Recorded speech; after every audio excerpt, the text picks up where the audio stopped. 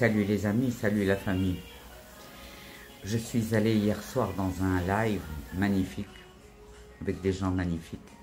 Et d'ailleurs, je n'accepte des invitations que quand elles sont prometteuses de vivre un bon moment. En aucun cas, je ne veux monter et me bagarrer sur des sujets de merde. Par contre, mes frères juifs, j'ai deux messages à vous passer. Deux messages fondamentaux, et vous pouvez me faire confiance parce que j'ai vécu dans des familles musulmanes avec lesquelles j'étais ami, famille, ok, avec un respect total. Ne vous amusez pas à regarder et à écouter tous les apostasies qui sont en majeure partie d'origine algérienne. Tous les musulmans qui ont voulu s'apostasier comme une réaction au rejet de l'Europe. Bien. Tous ces derniers mois, on entendait le prophète, etc., etc., etc. Moi, je vous dis, ne rentrez pas, mes frères, dans la critique du prophète. C'est un sacre. Et vous n'avez aucun droit d'y toucher, vous. Entre eux, ils peuvent se dire ce qu'ils veulent, mais pas vous. Ça, c'est le premier point. Le deuxième point, plutôt que de passer du soir au matin et du matin au soir, à leur expliquer les Israélites, la Judée, Moïse, Moshe, etc., et que, à la fin du live, ils vous crachent toujours avec le même nombre de postillons dessus. Et que vous constatez que, après des mois et des mois, c'est toujours la même chose. On se prend la tête, on se prend le cul à expliquer, et le mec ou la nana écoute, et vous dit après, non, c'est vous les assassins. Donc ça ne sert à rien. Vous l'aurez compris, idée fixe.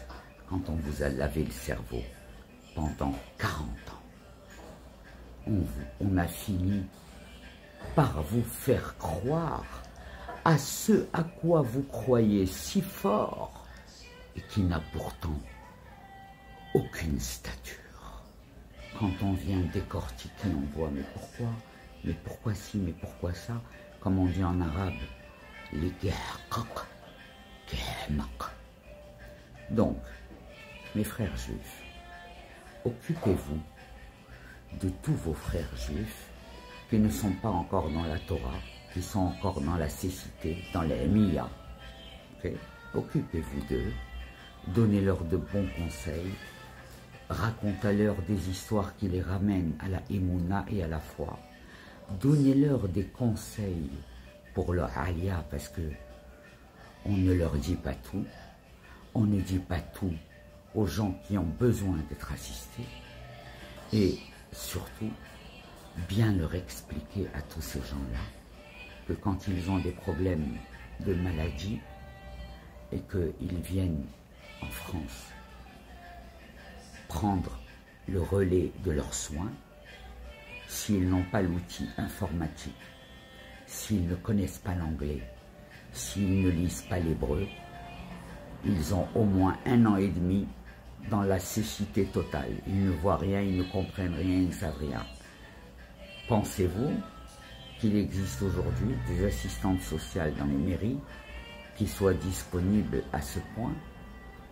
Mais attendez que les médecins vous touchent en vous auscultant.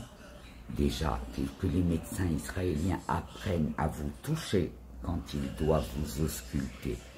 Déjà, il faudrait qu'ils fassent ce pas, parce que la majeure partie des médecins qui sont dans l'assurance Maccabi ne vous touchent pas.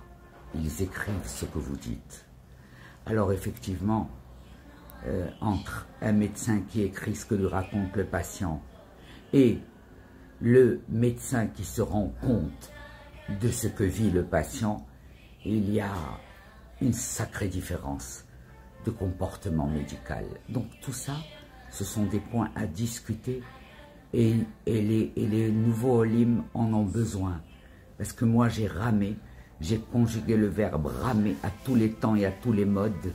Il y a eu des âmes merveilleuses qui m'ont aidé. Gad, merci chérie, tu as toujours été là, toujours. Mais je ne vous parle pas de mes déboires avec la mairie, avec la Revacha, etc. Il faut dire à ces gens-là,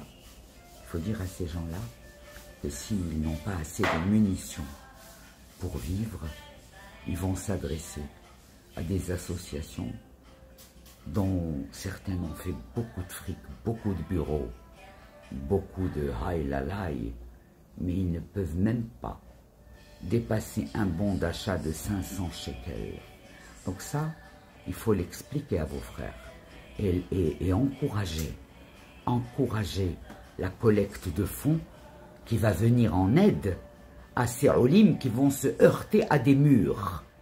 Et c'est pour ça que nous avons mieux à faire, tous ensemble, c'est de générer de l'argent intelligemment pour aider toutes ces familles en détresse, parce que les gens ne se rendent même pas compte de la situation que vivent les familles israéliennes après cette guerre. Donc, on en a marre de s'excuser, de demander pardon. Ça fait des années. Hein. Oui, on est israélites, on est en Judée, nos chefs ont donné nos terres. Oui. Nos chefs, incompétents en Torah jadis, ont offert nos terres pour avoir la paix, et la paix, on ne l'a jamais eue. La paix, on ne l'a jamais eue parce qu'ils n'ont qu'une seule volonté, c'est celle de nous voir nous éteindre. Donc, à partir de là, le peuple juif est obligé de se reprendre en main et de se défendre. Comment se défendre? En étant plus fort.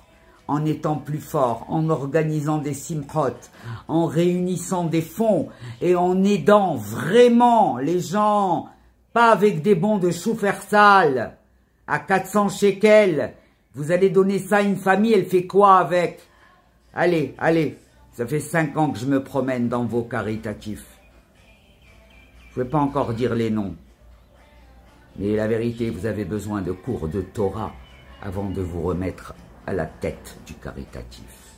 Mais ne vous inquiétez pas, il y aura d'autres associations qui naîtront.